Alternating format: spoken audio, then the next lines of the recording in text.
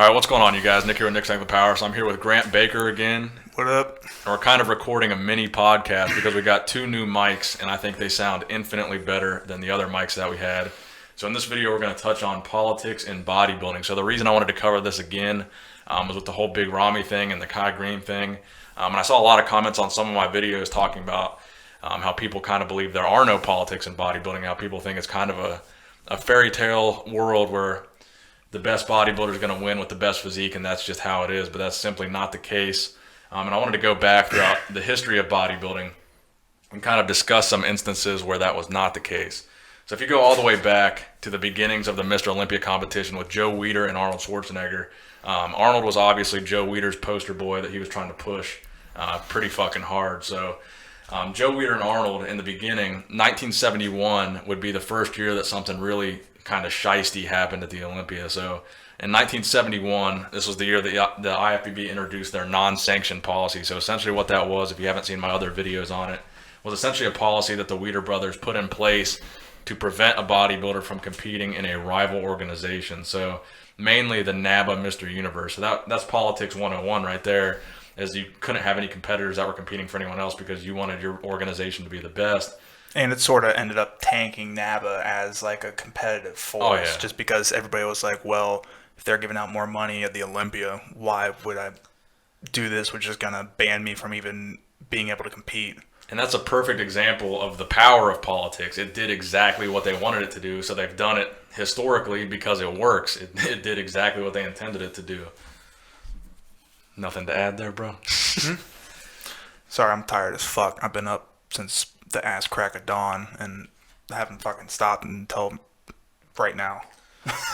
So in 1971, you had guys like Sergio Oliva, who had already won the Mr. Olympia, banned from competing because he competed in a rival organization. So if that's not politics, I don't know what is. A prior returning Mr. Olympia coming to the Olympia can't compete because he competed elsewhere. That's for sure politics. And also, like we were talking before, sort of wanted to create the monster that is Arnold.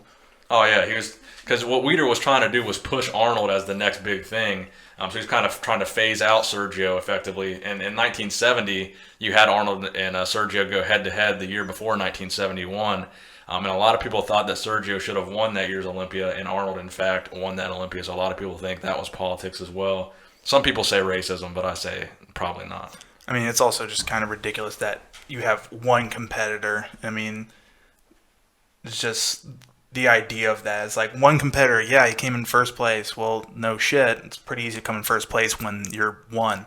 Oh, yeah. So not only do politics exist, but that's how far they're willing to go. Like they don't give a fuck. We'll just have one competitor. That's how bad we want this to go. The direction he came in first place. He came in last place. He came in all the places. So if you think there's never been anything crooked in the history of the IFBB, they were crooked enough to go to the length of, well, we'll just have one competitor at the Mr. Olympia because that's who we want to win the Mr. Olympia. So no one else can compete. This is our guy. I mean, you can still show up and fucking flexing your underwear, but as far as reaping the benefits of doing so, no. Oh, as a matter of fact, he let Franco and Sergio come and guest pose at the show, which I was think didn't he have like a bunch of guest posers? Like fuck that's guest, like fuck guest posing. You can't compete, but you can come pose for the crowd to make them happy because we don't want them to be too disappointed that we just completely twisted the rules here. That would be funny as fuck if they just had one guy there, they hand him a trophy and like drop some confetti, and then they just walk the fuck off stage and they're like, "Well, thank you for attending the 1971 Mr. Olympia." Effectively, that's what happened if they didn't have the guest posers. That would have been fucking great. So 1971 was one thing, but fast forward to 1980. So that was the year that Arnold made his comeback at the Olympia. So in 1980, he had retired with, question marks that he retired in 1975 after the filming of Pumping Iron, and he went on to go film Conan the Barbarian. So in 1980, he had come back after a 5-year hiatus from bodybuilding, looking kind of like a shell of his former self. So he came back in 1980, and this was after being a promoter of the Olympia. So throughout the 70s, him and Lorimer and Weider had worked together to promote the Olympia in Columbus, Ohio. Then he would come back in 1980 after being a promoter of the show and then compete in a show that he promoted. So effectively, it'd be like Jim Mannion coming out of retirement and doing the Olympia right now, and he's the guy that basically promotes the show, or Robin Chang or whoever promotes the Olympia now. So that's basically kind of what happened in 1980. I don't know. My view on it is that at the end of the day, politics are gonna always affect something where there's no real definitive scoring system. Like if in like football or basketball, it's like, well, this team scored more points, so obviously they win. It's like it's based off of judgment, and you see it a lot in sports where there's kind of a definitive scoring system, but not really, because it's all sort of based off opinion at the end of the day. Because like you see it a lot in fighting where there'll be like a close fight, and then there'll be a lot of people that'll be like, oh, well, this guy won, the judges were wrong, the judges were right, so on and so forth. Because it's like there's no it's not like they can just like measure the body fat percentage and be like, well, this guy wins because he's more in shape and he's got bigger muscles. I mean, like it's just it's all sort of a subjectively based scoring system. And when it comes down to like the reality of it, there's no real way to just be like a finite scoring like in basketball where I scored more points, so I fucking win. So then after 1980, you have 1981, which is the year Franco came out of retirement. So prior to 1981, Franco had competed in the World's Strongest Man competition. And in that competition, he severely injured his leg. So when he came into the 1981 competition, number one, his legs did not look nearly what they looked in the past. And number two, his gyno was severely bad. He was going up against guys like Tom Platz, Danny Padilla, Chris Dickerson. Tom Platz is one of the guys that I think look infinitely better than Franco Colombo. But Franco was the best friend of Arnold, who had now returned to being the promoter of the Olympia. So in 1981, Arnold was the head promoter. I want to say he was even a judge, but I don't know if that's entirely accurate. But he was promoting that show, and then Franco would win, and Franco was his best friend. I mean, if not a judge, he probably had some pull with the guys. Oh, for sure. It's also one of those things where everybody knows everybody, and especially if you're the guy writing the fucking check. I mean, it's pretty easy to be like, hey, he looks pretty good, right? Well, I don't know. I said he looks pretty good, right? Yeah, he looks pretty good. Did the check clear? It did? All right. Okay, cool. And I'm going to tie this all into Big Ramy and Kai Green towards the end of the video. Just wait for the segue. I just wanted to go over a history of instances where politics were a major part of bodybuilding. So back to 1980. So in 1980, Frank Zane got a really bad placing compared to how he had been placing. So at that point, he had been a three-time Mr. Olympia. So after 1980, he boycotted the Olympia the following year in 1981. So that was the year Franco won. So going into 1981, Frank Zane was a three-time Mr. Olympia. He would come back and compete several times in the 80s, 82 and 83. And in those years, he placed second and fourth, respectively. So after boycotting the Olympia, he never won another Olympia again. And a lot of people think he deserved to win those 82 and 83 Olympias, which I believe Samir Bannout and Chris Dickerson won those 2 years. And I think you could have made a case for Frank Zane in those years. But I don't know if you could call that politics, but he won 3 Olympias, then never won again after boycotting the way the system worked against him. And now even shooting way forward to now, all the chaos with Kai Green and how so many people have, especially through the whole rivalry between Kai Green and Phil Heath, people say Kai won, Kai lost, so on and so forth. And now all of a sudden that Kai says, I don't need you guys, I can make more than enough on my own.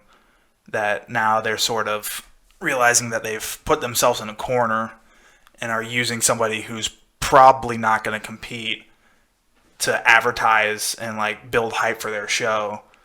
And obviously there's a lot of politics that went into with Kai Green just because of the whole grapefruit incident.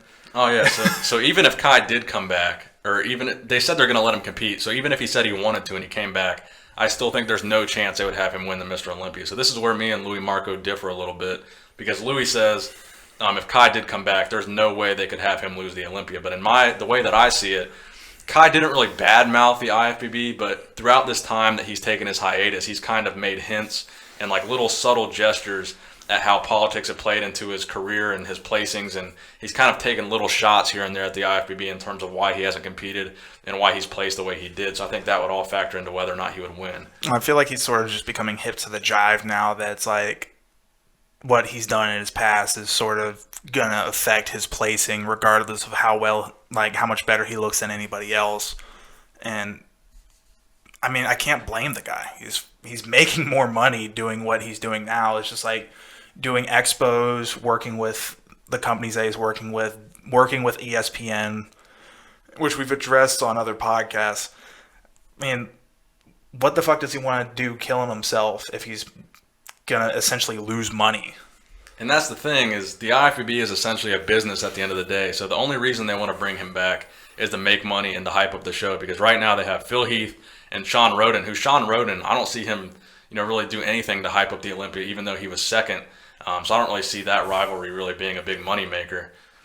I mean, I could almost see Sean Roden, because if they're going to push the classic physique the way that they say they are, he looks a lot more like that classic physique look, because he's has such a thinner waistline and such like a awesome V taper that I feel like he could definitely be like a figurehead for that. Will he do that? Probably not, just because like he knows that he can place top 3 in heavyweight Olympia.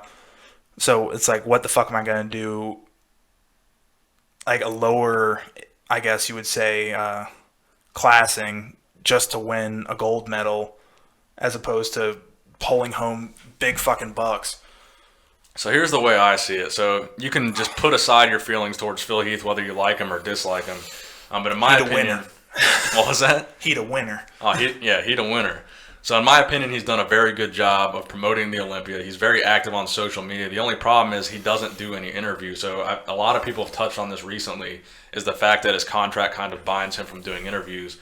So if Kai Green won the Olympia, major hypothetical here, after they've been screwing him for years, they've been dicking around with him for years, do you really think he would bust his ass in an attempt to promote the IFBB after winning? Because I think if they actually let Kai win after dicking around with him for all these years, which is a big if, a giant if, I think Kai would just be like, fuck you guys, now I've got the title, I've got it on my record, I've done what I set out to do. I'm not gonna promote you guys for the rest of the year, because after you win, you got to promote all the way until the next Olympia. Oh yeah, you're their golden boy. So I think if Kai won this Olympia, again, Kai is 45 years old. Well, Phil Heath says Kai is 45.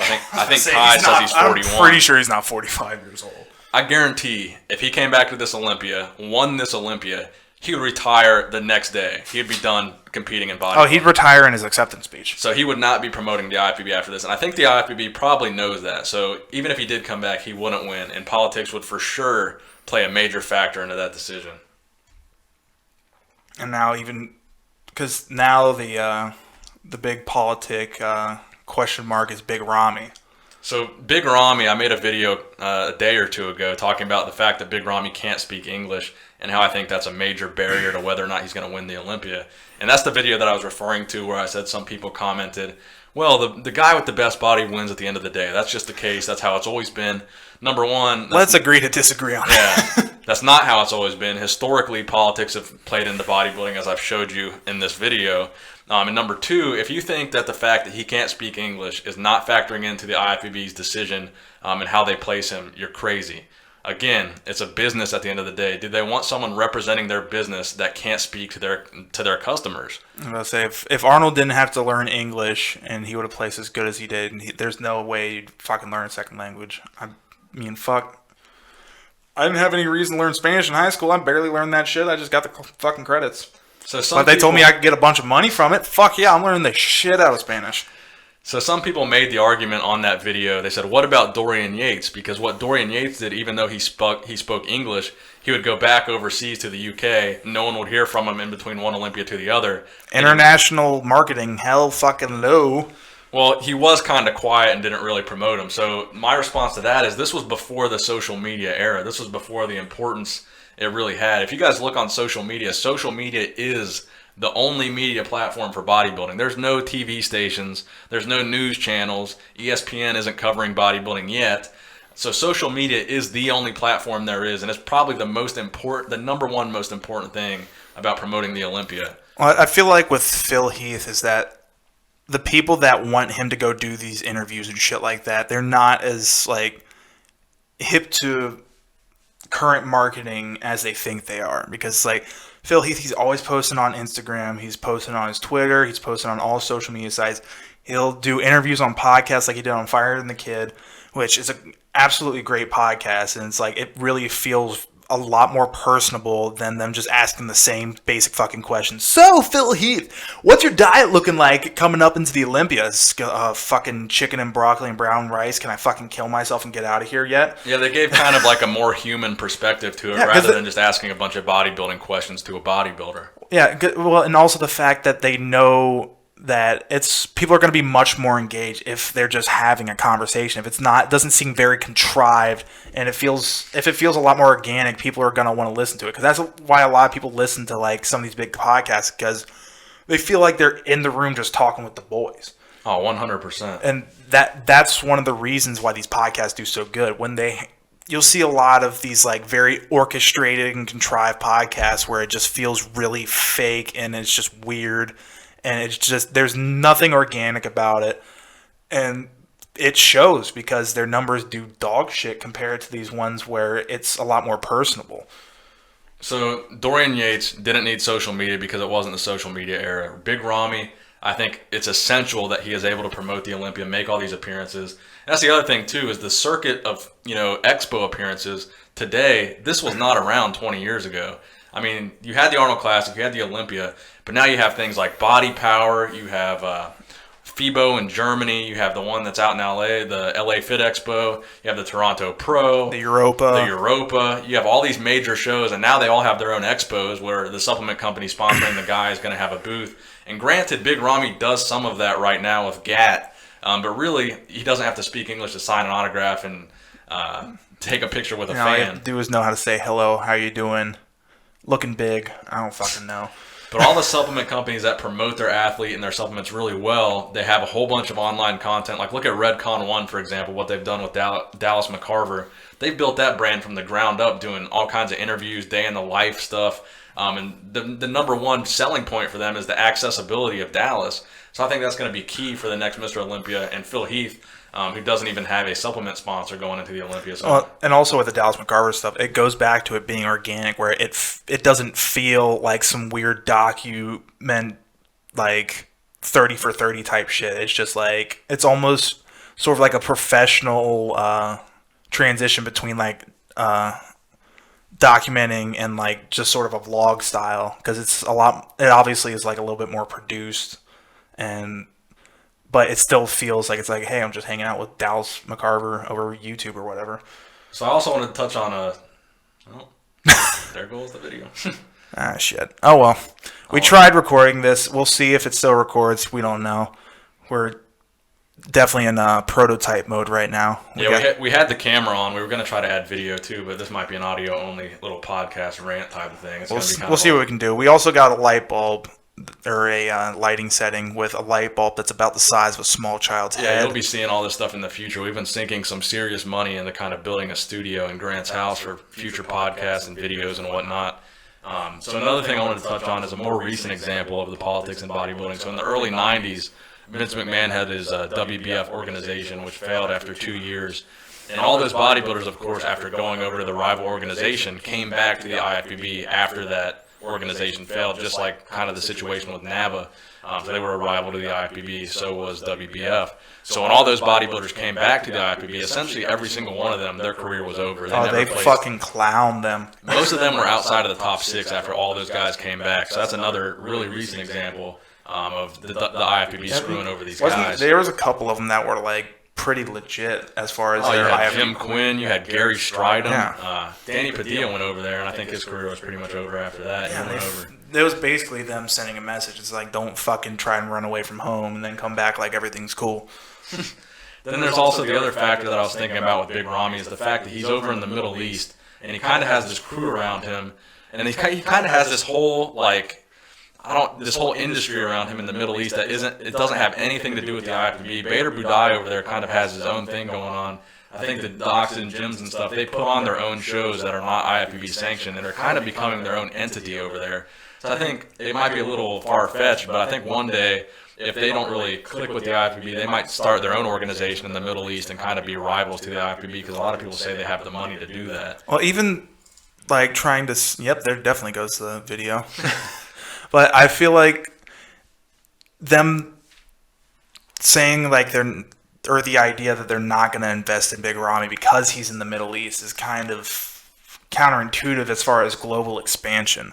Because like even like going back to the WWE, look what they're doing with Jinder Mahal and trying to sort of expand that Indian market by putting the title on Jinder Mahal.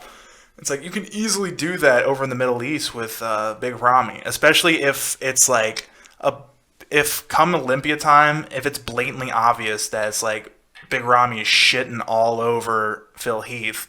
Granted, I don't think that's going to happen, but if it comes down to that and they don't do it to him, or they don't give Big Ramy the title of Mr. Olympia, it seems kind of ridiculous to me that it's like, well, are you just doing that just to keep it in the U.S. when you can expand to this giant other market over in the Middle East?